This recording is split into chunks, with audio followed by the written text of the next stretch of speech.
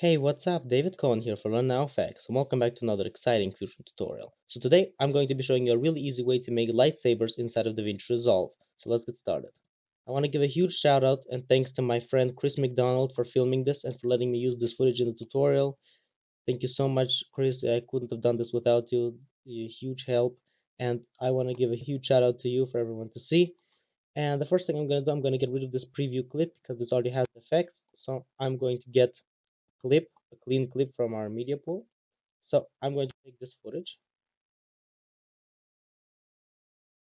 and I'm going to go to the beginning, select your clip, and I'm working in 1920 by 1080 full HD and 24 frames a second, video monitoring HD 1080, 24 frames a second, and you'd want to click save. And the whole thing is the thing is that you have to be working in the same resolution as your footage. So if your footage is 4K, you have to work in 4K. If it's HD, you work in HD, full HD. Well, you get the point. So I'm going to select my clip and I'm going to right click and select new fusion clip.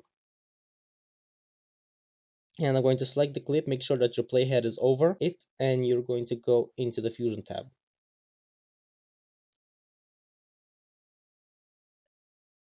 So we have a media in and media out node right off the bat. So I'm going to take the media out node and drag it to the corner because we don't need it right now. And you have to make sure that nothing is connected to it because it's going to be caching all the time.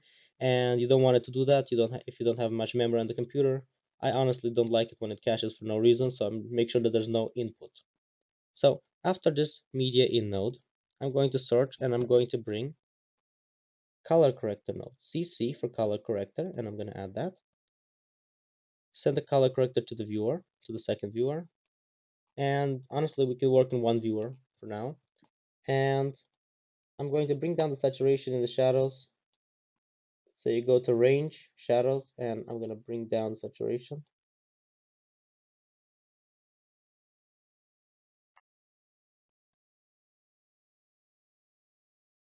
All right, and we have our saber. And here's the trick.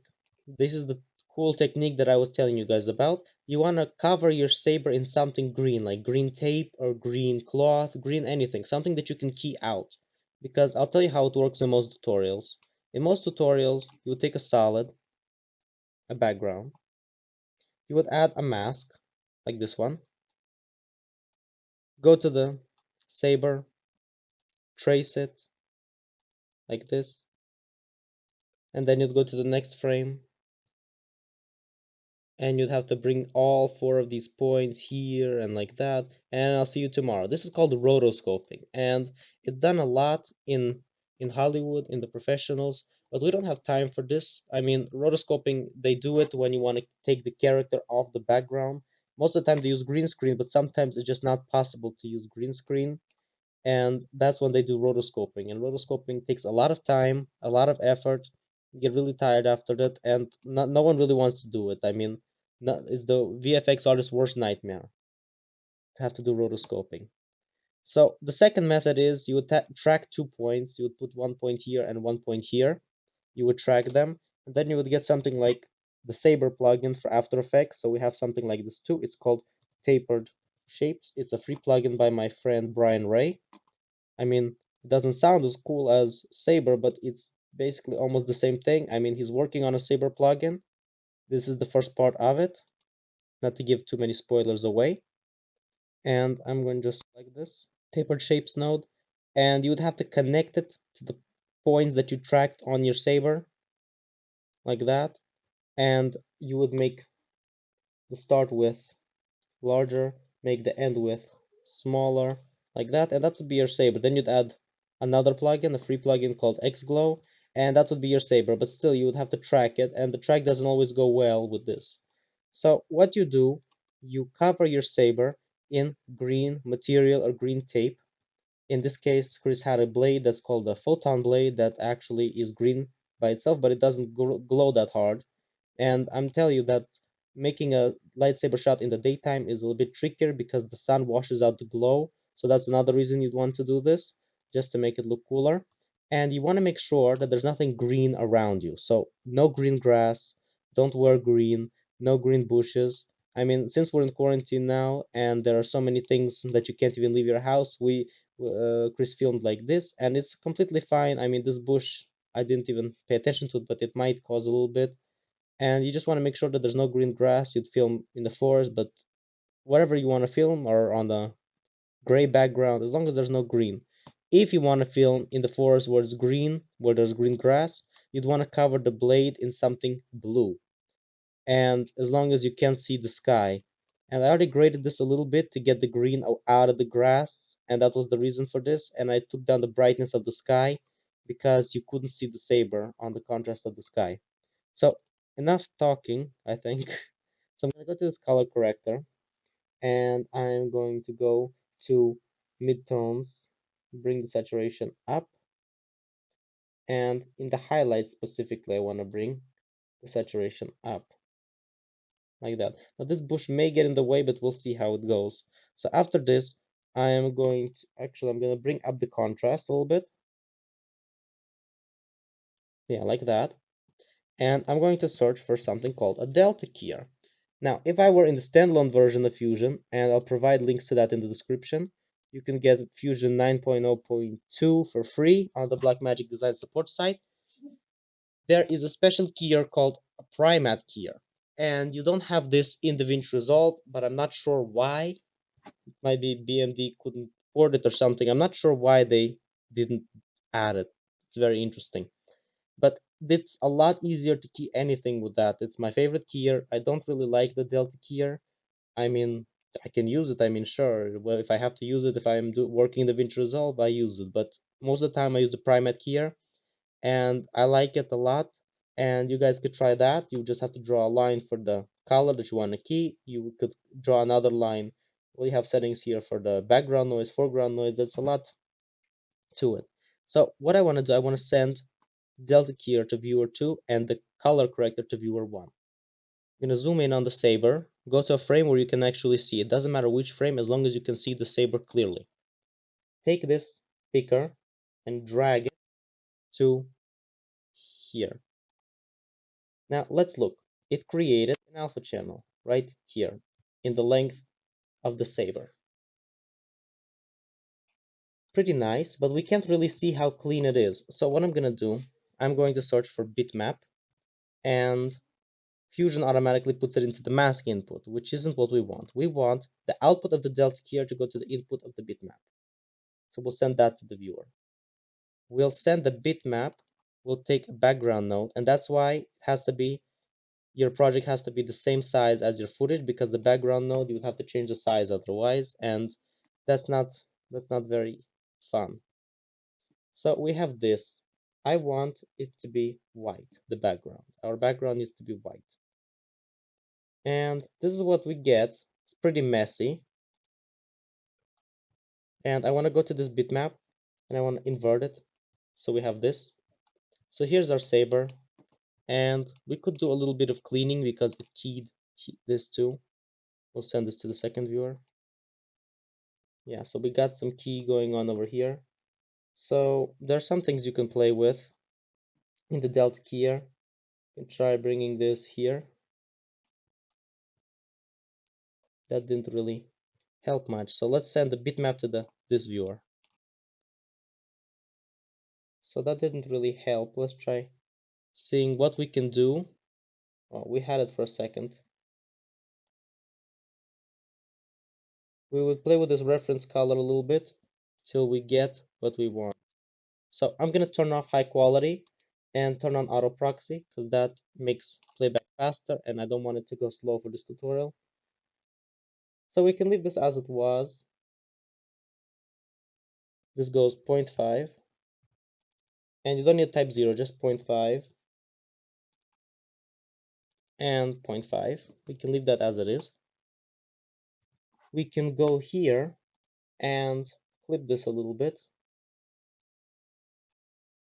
and let's not look at the bitmap for a second. Let's just add this to viewer 2.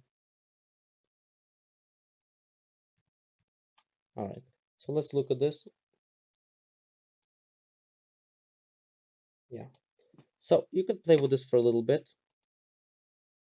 So let's look at our background and see what we got. This is our saber and this is everything else.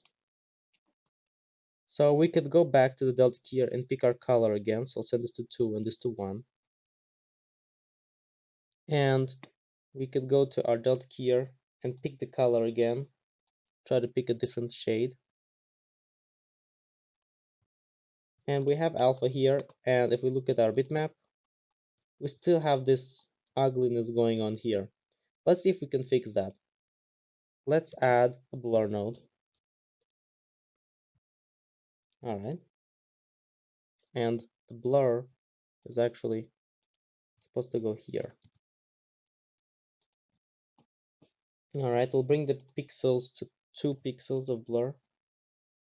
Then we can go a bit higher, not too much. Yeah, right there. And after that, we'll search for dilate, the road dilate. That's good. We'll dilate this a bit. Set the filter to linear, maybe even Gaussian. No, I think linear was better. So after this, we're going to add sharpen.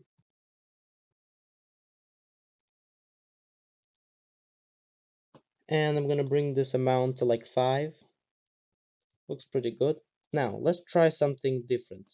I use this tool called Blobbilize. It's something we made with our friends over at the WSL community. And basically, it turns images into blobs. And I can't see anything except the tip of the saber. So I'm going to bring the blobbiness down. And that's all I have left, honestly, the saber. So that's pretty good. What it does, it takes the little chunks, it turns things into blobs, but as a side effect, it takes the little chunks that we have and it just gets rid of them. I'm not sure this wasn't on purpose, but this is how it ended up working. So if I make this even smaller, something like 3.3, we get rid of these ugly dots and that's it. We have our saber. This is all we have left. So to this, I'm going to add another dilate. Now this may look like a long process, but it's actually a lot quicker than rotoscoping or tracking. Just believe me, this is a lot quicker. So I'm gonna go to linear, maybe dilate this a bit more. That's pretty good. And I can blur it a bit more. And it's a lot quicker than rotoscoping, believe me. If you ever try I know the purists, the ones out there that are like the fan fanatics, they'd want to rotoscope it, I'll tell you that. But it's a lot of work. You can try rotoscoping if you want. It's none of my business, but I'm just here to show you an easier way to do it. So I'll add another sharpen and bring the amount to like 7. And that's pretty good. So to this, I'm going to add a great fuse. And a fuse is basically a plugin that works in the free version of Davinci Resolve. It's, for those who understand, it's a plugin that isn't compiled. And this one's called XGlow. You can get it for free on Reactor, which is a free plugin manager. It has a preset manager, a plugin manager. That's what it is. And this XGlow is a very realistic fall of glow. I'm going to change the color to blue because that's the color I want my saber to be. And if you sharpen it too much, the XGlow doesn't work. So I'm going to set the pixels to like 4, 5. So let's get rid of the sharpen in its entirety. So I'm going to bring the color to blue. That works good. And let's bring the sharpen back, see how it looks. Bring the amount down to like 3. And bring the blur from here down to like 3. So it looks better. Now the dilate, let's see what we can do with this. Let's try changing the filter to Gaussian. See how that looks. Alright, looks pretty good. And it'll flicker a little bit because the key isn't perfect. Now, here's what I forgot to tell you. When you film, another thing, when you film the footage, make sure not to get motion blur. Make your shutter speed as quick as possible in the given lighting. Try to make it as quick so it doesn't smear across the screen. So you want to make it like really fast. And if you have like highlight, you can compensate with that with ISO and aperture. I wouldn't sacrifice the aperture. I'd play with the ISO as much as possible, bring it down or bring it up. It doesn't really matter what your lighting is. If you're in dark light, it's a lot harder to do to get a quick shutter speed. So what I'm going to do is I'm going to merge this glow over this media in and before the color correction, as you can see. This color correction is only for the key. This whole thing, this is all of this. This is just for our saber. The color correction that we did does not apply to the footage. It's just for the key. So as you can see, it applied our saber as the background and our footage as the foreground. Now that's not right. I'm gonna hold down, I'm gonna select the merge, hold down Control, and if you're on Mac, Command and T, and that switches the inputs. So it looks pretty good. Let's go to our first frame and see what it looks like. Yeah, so it loads a little bit slowly, so bear with me here.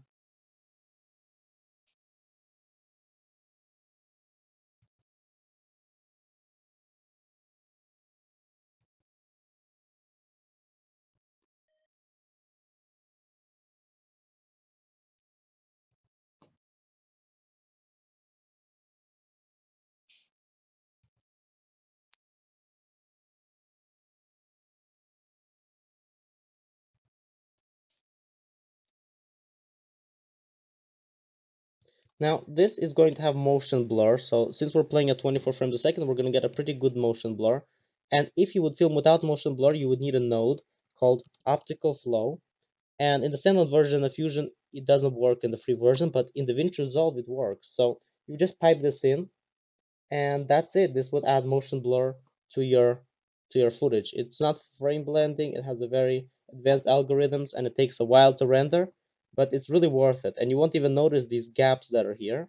As you can see in the preview that I showed you, it also had these gaps while I was scrubbing through the frames, but it's so fast, 24 frames a second, that you won't even notice this. And you want to make sure that you don't film with green, and that's basically it for the lightsaber effect. Even though it looks incomplete, if you play this through like 24 frames a second, it looked like a perfect lightsaber. You try it and you tell me how it went, because I'll show you the preview. In the preview it was like this when I was going frame by frame, but when you play it back quickly, it's perfect. Yeah, there's a shot where it's complete. All right, so one thing I want to add like a sort of very interesting effect, atmospheric effects. So you guys probably haven't seen this before. I haven't shown you guys before. So I'm going to take this fast noise, send it to the viewer, and I'm going to bring up the detail. Control S to save your work. And I'm going to play with the brightness and the contrast. I'm going to bring up the scale. C3, I'm going to bring that up like that. And I'm going to draw a mask. Looking at my footage in this viewer, I'm going to draw a mask around the sky. So I'm going to put a point here and a point here. And I'm just going to draw like a random shape here.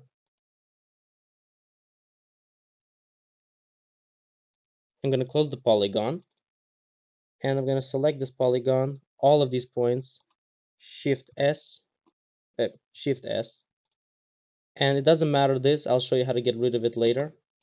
Now I'm going to pipe this into the fast noise. And here's our fast noise. It looks very weird at the moment. I'm going to make it soft edge of the mask. Bring up the soft edge like that, like really, really soft. And I'm going to add another fuse that you can get on Reactor. So Reactor is a plugin manager, and I expect a lot of new people to be watching this tutorial because of May the 4th and all like that. So I'm to open Reactor, I'm gonna put the link in the description how to download it, and you just follow the instructions and you restart Fusion, and you go to Workspace, Scripts, Reactor, open Reactor, and you get a whole list of plugins, like hundreds of presets, plugins, scripts, stuff like that. And all of it's free. There are optional donations, like this Exif has an optional donation, and you just click the check boxes for the things you want to install, and then you have to restart Davinci Resolve, and then you're going to just be able to search, and you'll have the things that you installed from Reactor. So another free plugin from Reactor called XF Chroma. So I'm going to add that, and I'm going to look at it. I'm going to pipe the fast noise into the XF Chroma, bring the size down like this, And can you guys see where I'm going? I'm gonna get rid of this from the viewer because it's slowing down my playback. And you can leave the colors as they are, but I like the colors more green. I want it to be green here, like red here, and more of a purple here. And the green's too much, so I'll bring the red closer. Yeah, so that looks pretty good. Now the next thing I'm going to do is I'm going to search for displace node. And I'm going to pipe this into there. And I'm going to get a copy of this fast noise. And I'm going to paste it, this time without the mask. And I'm going to look at it in the displace. I'll bring the displacement up, the refraction strength. You can do it like this or like this. And I'm going to bring up the spread. This is too much refraction, as you can see. And the seeth rate, I'm going to change the seeth, but not the seeth rate. Seeth rate is the speed of the seeth. So, not the seeth, the seeth. So we get this cool aurora borealis-like effect. It's very nice. That's what I like. So what I'm going to do now is I'm going to take the output of the displace and I'm going to merge it. I'm going to drag the output over the output of the Saber footage. All right, so as you can see, it went over our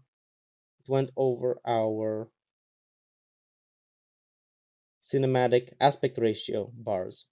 So what I'm going to do to this merge, I'm going to take a rectangle and I'm going to bring it here.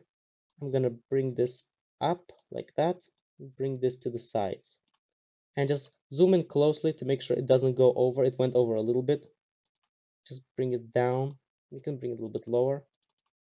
And that's it. This gave our sky a very interesting effect. So we can go to a different frame. And here's our lightsaber with our atmospheric footage. So you just pipe the optical flow right here. I'm not going to do it because it's very slow and you only want to connect this once you're done. Once you're done playing with this and you're ready to render, you'd want to plug this in. This is very slow node and it can cause your computer to slow down dramatically. So I would only recommend doing this once you're sure that you're done. So I would pipe this into the media out node and that's basically it. I can go to my edit tab and this footage will appear after a while. So here's the original footage that was there since it cached. And now here's the footage with our lightsaber. And there you go. That's how you make a lightsaber inside of Davinci Resolve. I hope you guys like this tutorial. Let me know what you guys think in the comments below, and I'll see you next week.